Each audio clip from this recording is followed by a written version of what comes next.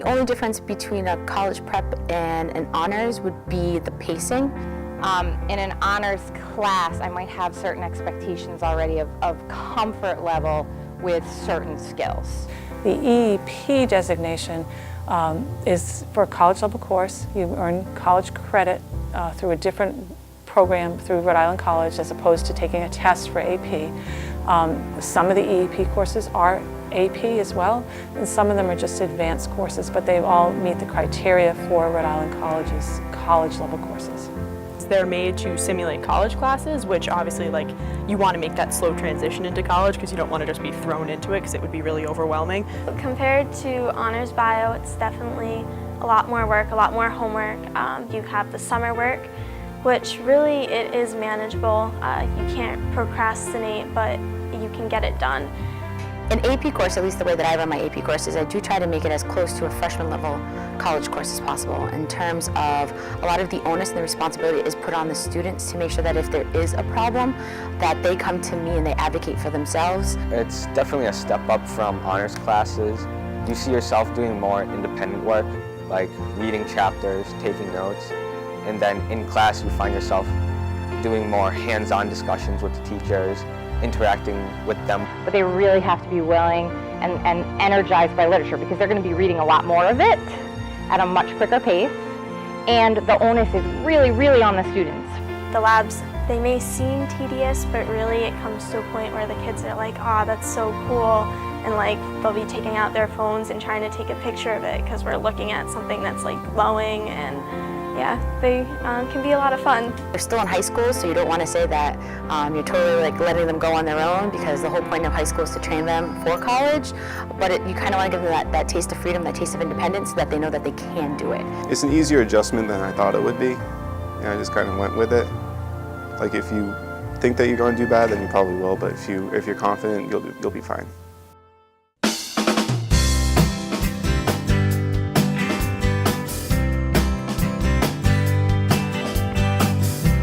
I suggest you take something you're passionate about because with English, it can occasionally be a little bit overwhelming if you don't want to do it.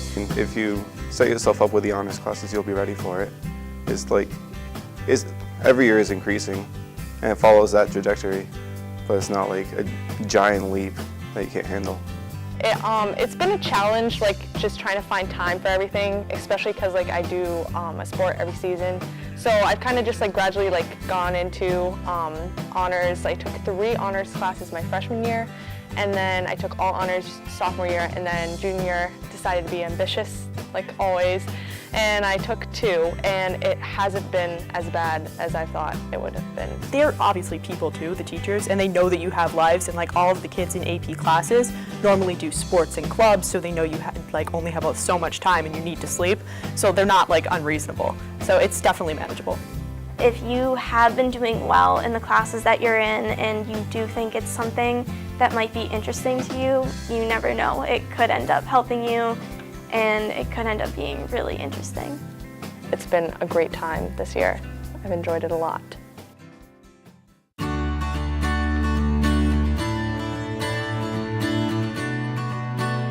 When I was a freshman, my sister was a senior, and I saw her kind of struggling with college applications, trying to figure out all her requirements, and it just looked like such a struggle. And she looked back on her freshman year and she said, "Wow, I wish I took a lot harder classes," and that really affected me. Everything you do in high school from when you get here all the way to the end of senior year is affecting your future, and I decided that I was going to challenge myself and take harder classes so that it would benefit me when I go to college. I realized that in 10th grade, I could either take 2 routes. I can go the easy route and just breeze through, or I can take the harder route and really be able to challenge myself, see my capabilities, and figure out who am I as a person.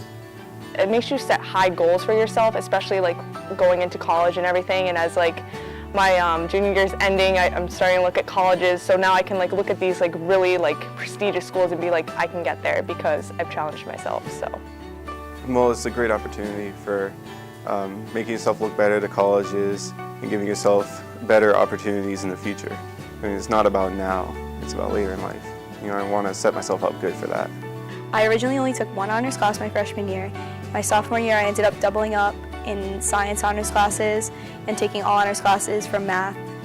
on, and now I'm alongside people who I never took classes with my freshman year, and I feel like I can fit and I'm working at the same pace as them, and it was really all because I persevered and I knew I could do it. It's more of the will to do it than if I actually could.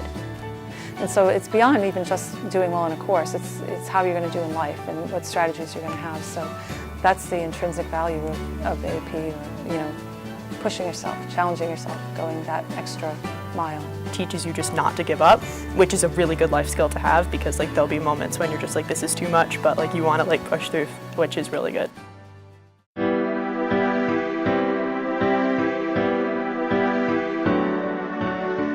When I'm running into challenges and feeling overwhelmed, I definitely take advantage of my AP lab time. It's something that is a blessing if you take AP classes. You can get all your work done. There's people around you that are doing the same thing. They're all working on the same stuff, so you're all working together. And I go out of my way to talk to teachers and students around me. If you need help, you can easily get it. It's available to you, but you need to make sure that the teacher knows that you need help, because it is going at a faster pace and you do need to actually seek that help if you need it. Just the people that are around you are in the same boat. Like they take a lot of honors classes as well. They're involved in clubs and everything, so we know how it gets, and we just lean on each other for support. A lot of support comes from friends. Like, I find myself in a friend group that we really motivate and inspire each other to take the step up, and we always help each other out whenever like we don't understand something. We are in it together, and that's like the big thing. And it's a philosophy that I've taken on after teaching for over a decade, that the students and I, even though I may be the teacher in the classroom, that we're like a family. Well, one of the things I do is I do lay it all out. So I have a big, a calendar. They can ask me. I always have every assignment, so they can plan ahead. They can juggle their own time. I don't surprise them with, oh, tonight you have 45 pages of reading. I try to plan that all out so that they learn those incremental steps of getting to that bigger picture. For one thing, it's very much about sort of being a team. I make it very clear to them that we're in this together. You can always talk to teachers. They're there for you. They can come, they can help you stay after and go over a lab report that might be coming up, or they can go over just the content that you might not have completely grasped from your homework or from in-class discussions.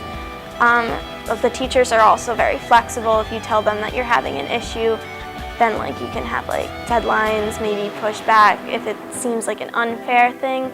Like they're really not out to get you. They want to work with you. They want to help you. Sometimes I find me and my friends having our own little like study groups. Like sometimes after school for biology, we just get together and figure out, okay, what's important and what do we need to figure out. And a lot of times one of us will be like not that proficient in one subject that another one is, and they can sort of like almost tutor each other, really. Everyone asks for help, and it's good to be in these type of classes because you're all working at the same pace, you're all working with the same want to be here. It's not because you have to be in those classes, because you want to be in them. So it's a really good way to connect with others and just learn together, ask for help from your teachers, your peers, because they're all there for the same reason.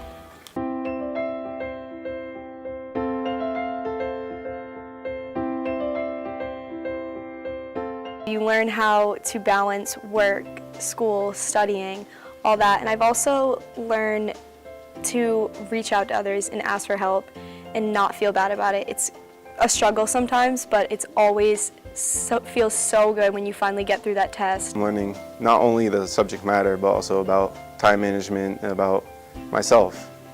And I'm learning like how much I can push myself. It's more rewarding in an AP class to get that like really good grade on a paper, or to understand like a debate, or to like go through it and just make a really good point. It just makes you just want to become a better person and like just a lifelong learner sort of thing. Like Mr. Mello said that last year, and I'm definitely trying and to understand that more as I go through my AP classes. Over the past several months, I've seen myself grow as a person. I see myself being a little bit more outspoken, becoming a little bit more independent, speaking to teachers when I really need to, and being a self-advocate when I really need to. They learn how to better communicate with their peers. They also learn some how to build character, how to work with one another is very important, how to time manage. That's one of the big things that I think that they need to learn and take out of AP.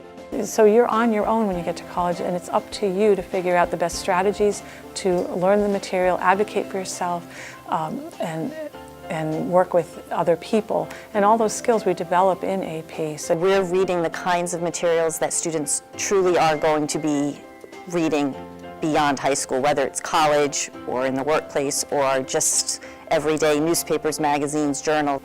I'd rather be where I am than be in lower classes and feel like I'm not challenging myself.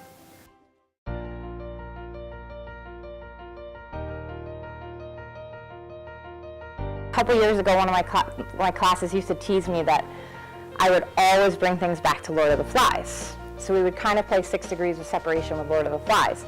Except really, as much as they were teasing me, they were all doing it by the end of the year. I think our first lab, we messed up pretty badly, my group, and we didn't get a good grade on it. But then the second lab, we did a lot better. We got a lot better grade on it. Our lab reports were better. And I was just overall a lot happier with that, and that felt like a pretty big accomplishment. That feeling when they come back and they like take the exam and they tell you, they're like, wow, that was really easy. And you're just like, see, it pays off. When you look at the assignments, how there's kind of like this idea that you can't get a good grade or that it's so hard that you can't do it. But then when you turn in an assignment, then you get that grade back and you know, like, oh, I put so much work into this and it paid off, then that would be the best moment for me. I think those students who come back and say, what we learned is helping me in school now, in college, my classes, everyone else is panicking. They can't manage their time. They don't know how to read this kind of text or write about it, and we do. Academically, that would be watching my grades rise and then maintain at a steady level and see that I am capable of doing that. And personally, seeing me grow as a person, becoming more confident. While we're reading Hamlet, they get to write their own to be or not to be speeches in the vein of certain mythological characters that we learn about, that there's a lot of allusions to in other literature, and they can be downright heartbreaking, actually, like really, really good stuff. Every class is special to me. Every class, really, and because they always say, "Oh, are we better than the last class?" It's like, no, you're different. You're unique. You're cool. There's different, really cool things about each kid that comes through AP, whether they're like amazingly smart or they're just starting to blossom.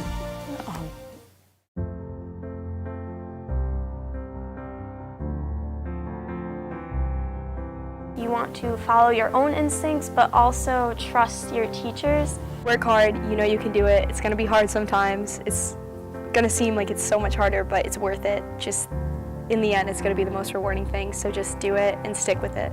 Go for it, don't have any doubts. Just don't be afraid, just take the shot in the dark, and everyone's there to support you, and it's just a great time just because the level of discussion that's there in any AP or honors class is it's just a whole different atmosphere, and it's just great.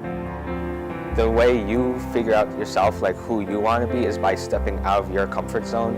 Like me coming up to 11th grade, I wasn't expecting myself to take 3 AP classes, but I found that, hey, I am capable and I have the ability to do it by stepping out of my comfort zones. I think you should always push yourself because sometimes you think that you can't do it, but they're not insane. They're not everyone is oh, AP, oh, honors, but they're really not that much different, and you can do more than you think you can. So I just go for it is my advice. If they're saying that you can handle AP, then they're probably right. The question becomes, do you want to take it? Do you want to challenge yourself? I like to see kids challenge themselves. They don't have to have the A in the class. They don't have to get a 5 on the exam. But to see them grow, that's the really cool thing. And watch them, really become who they're going to be. And then hearing back from them later, that's even better. The day has come. I'm gonna give myself a chance. This time I'm getting off the fence.